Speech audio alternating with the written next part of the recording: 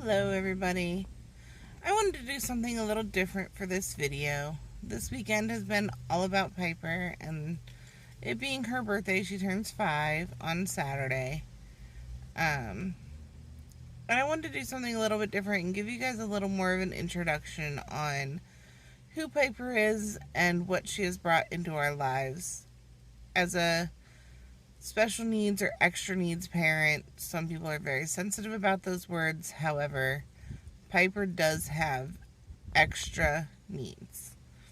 As a parent of 2 completely medically normal kids and then having Piper, I think that extra needs or special needs is not an offensive term. She is special needs. She requires a G-tube. She requires multiple daily medications. She is 5 years old. She cannot be potty trained at this point. She cannot sit up or walk on her own for very long. She can sit up for a couple minutes by herself, but she cannot walk. She does not talk in typical communication fashion. And I think those are pretty special needs when it comes to a 5-year-old who has the brain of a 5-year-old who wants to do all of the things that all of the 5-year-olds do. So, on that note, I'm going to start from the beginning. When Piper was born, it was a long labor. My water broke, and it was about 36 hours before she was born. All of her vitals, all of my vitals stayed completely normal. There was no issues there. And when she decided she was ready to come out, she came out easy, no issues. She was home within 2 days of being born. Everything went just fine. She was a little small, and she could not feed well. We knew that. She had a high palate in her mouth, which means the roof of her mouth is very high. So making the suction between her tongue and the roof of her mouth to be able to drink was very, very hard for her. At her 2-month checkup, they did find that she had a small heart murmur, and she was not growing. She was not gaining weight. She was on pumped breast milk. They sent us to the hospital. They checked her out. They said the heart murmur was very minor. Nothing that we needed to do anything about at the time. No real issues. The weight gain became a bigger issue. She was given an NG tube, which is a tube that goes in her nose and down to her stomach. And that's how she fed if she did not finish a bottle.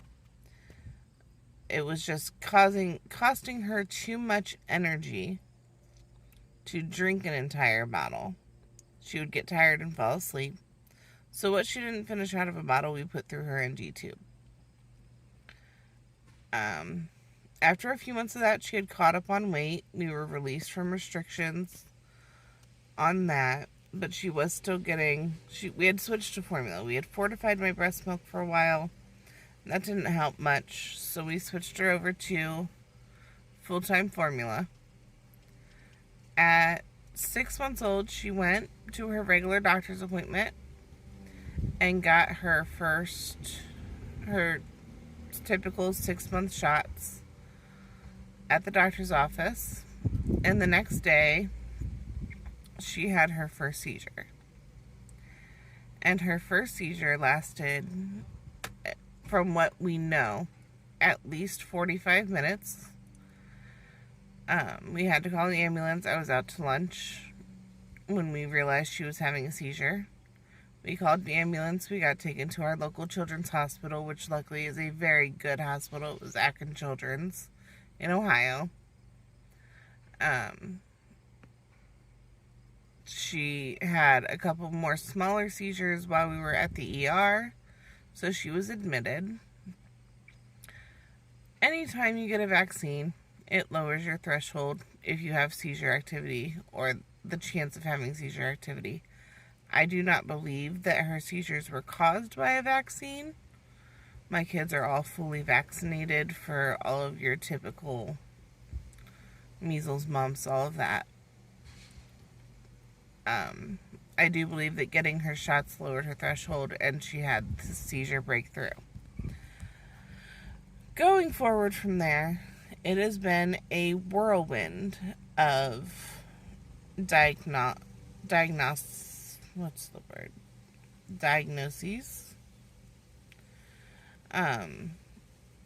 She has epilepsy. She has something called hypotonia, which means that her muscles don't hold tone. So where you can sit and hold your arm out and hold it there comfortably for a few moments, Pyper can only do it for a few seconds.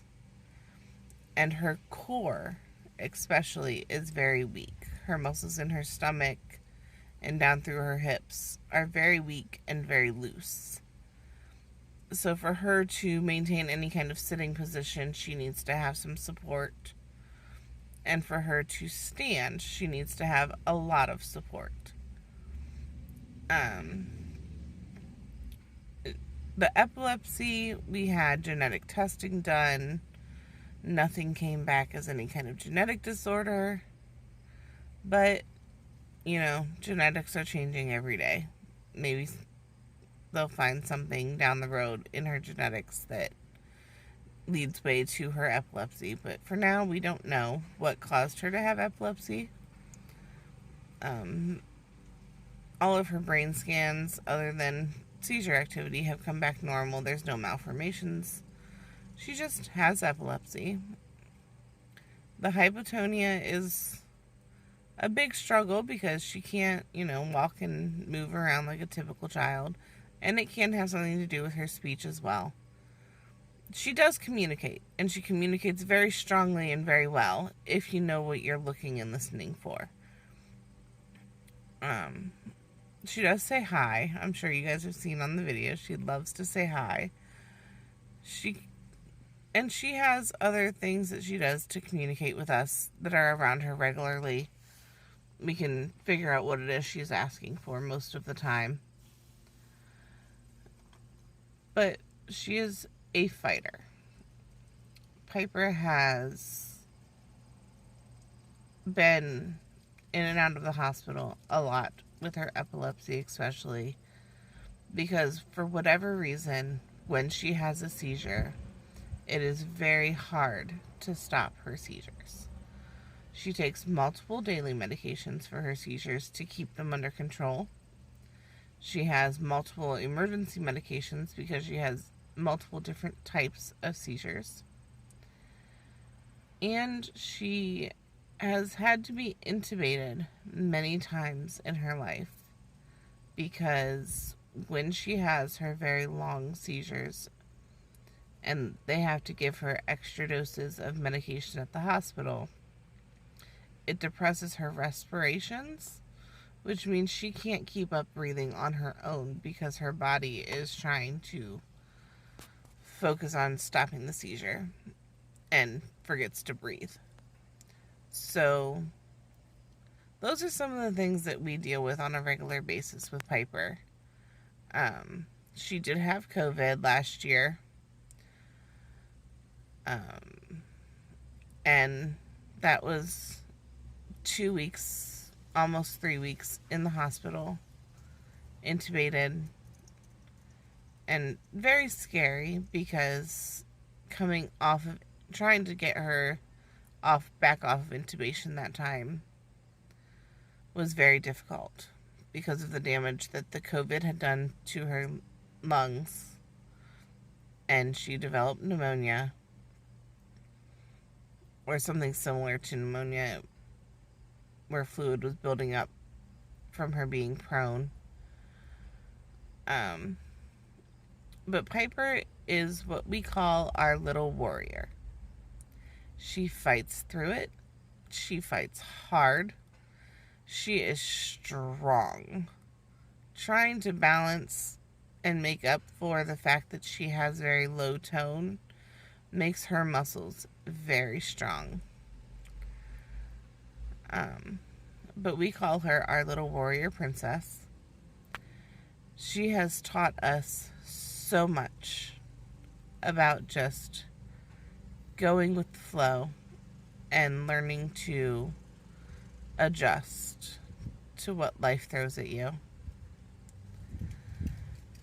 So here's a little video of Pyper through the years. I hope you guys enjoy it, and I hope you guys have enjoyed learning a little bit more about Pyper. And I will talk to you guys tomorrow.